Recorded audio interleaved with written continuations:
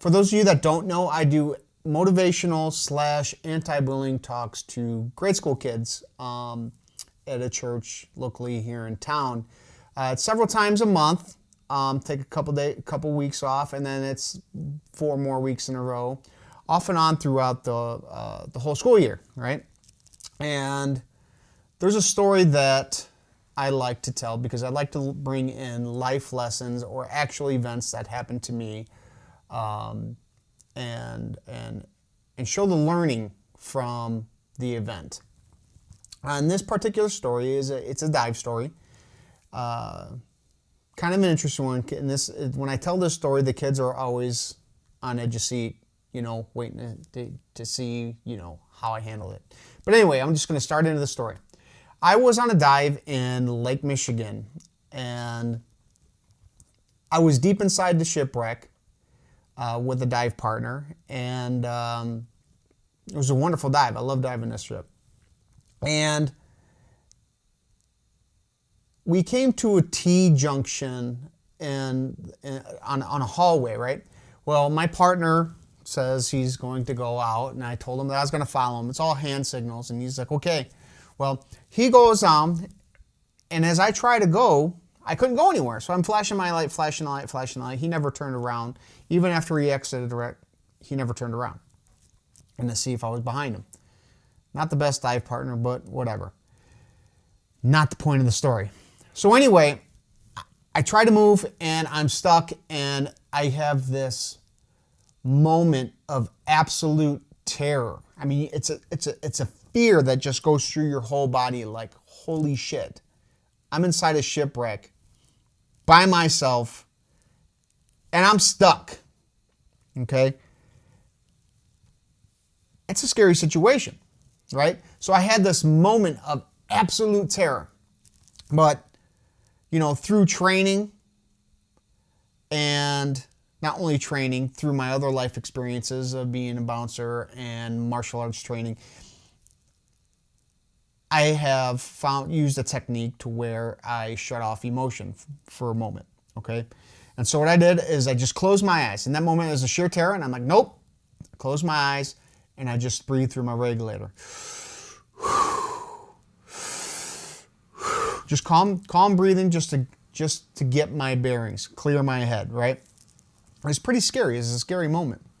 But I was clearing my head of any fear. You have to do that. Whenever you're dealing with a tense situation, you have to clear your head of fear. Not the absence of fear, because it's going to be there, but what I mean by that is don't let it overcome you. Don't let that fear control your action.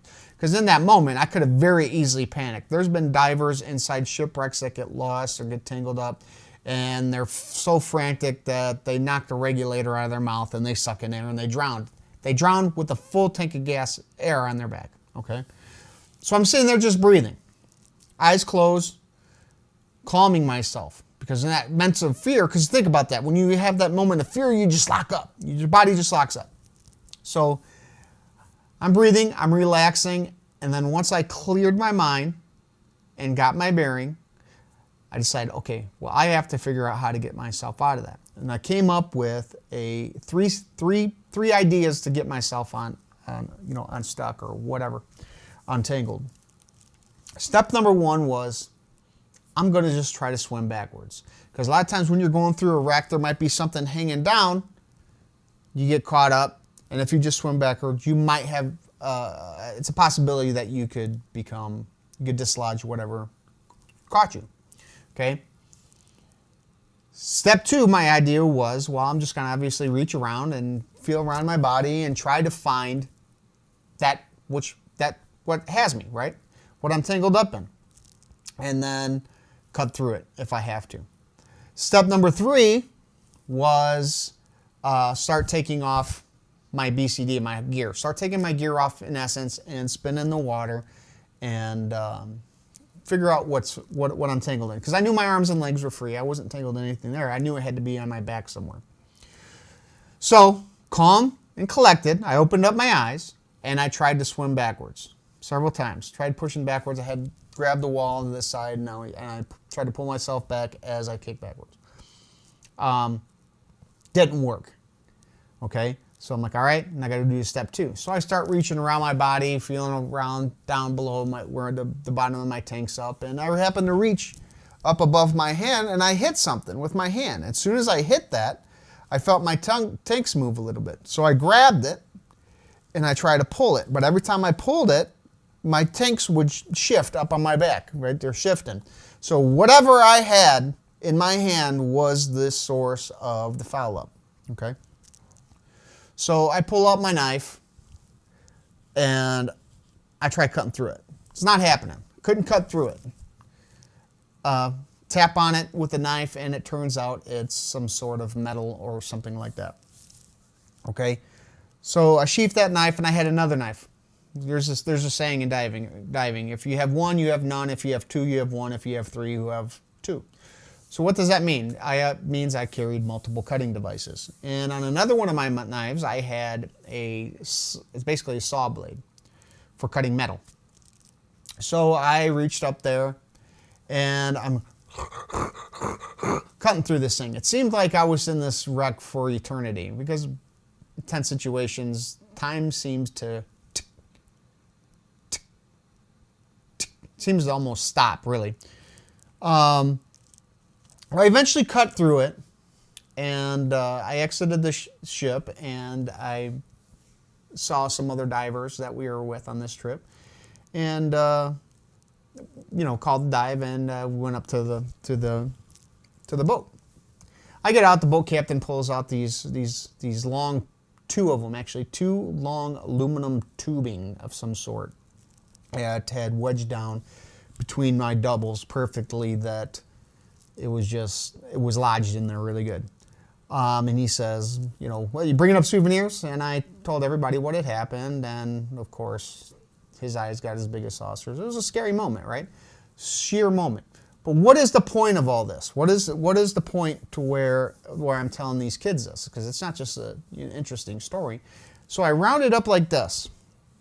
When things are going bad, when things are not going the way you want them to go, just close your eyes and breathe and think it through, and try not to let the emotions carry you to what you want to do. It's got to have a heart-mind kind of symbiotic relationship, to where when you're just breathing, and just closing your eyes, relaxing, and you come up with a plan of your own to navigate the hurdles that are in front of you, or the obstructions that are in front of you, whether it being on a scuba dive, literal term, or in life in general. Try not to be overly emotional about it.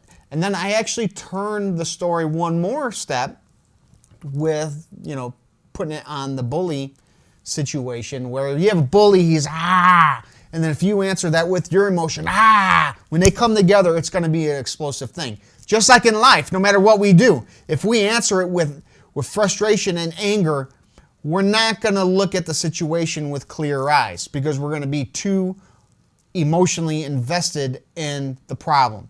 Like I've talked in other videos, we have the blinders on. You're literally putting those blinders on, because you're letting yourself get emotionally charged about the situation.